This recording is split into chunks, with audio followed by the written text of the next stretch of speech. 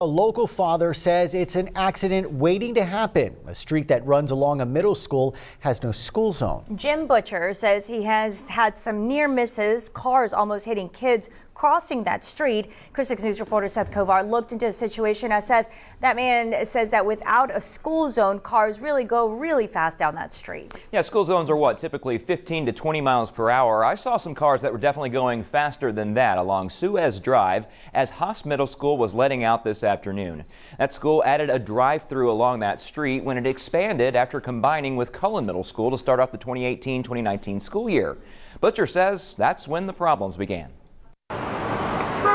Dismissal time at Haas Middle School. A dangerous time if you ask Jim Butcher. People that are speeding and driving a little higher in speed than they should, and they're endangering some of these children that are crossing the street here trying to get home. He says he's seen cars nearly hit kids, including his own daughter, so he decided to take action.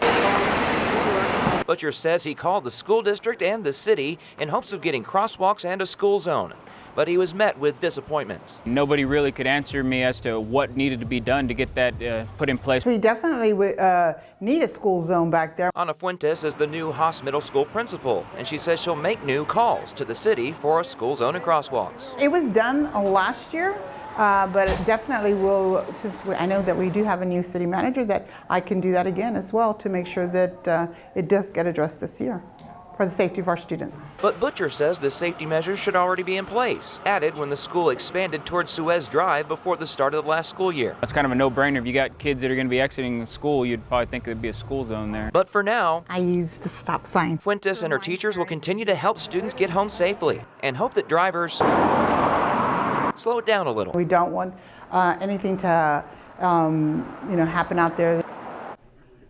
I spoke to Corpus Christi Director of Street Operations Albert Quintanilla today.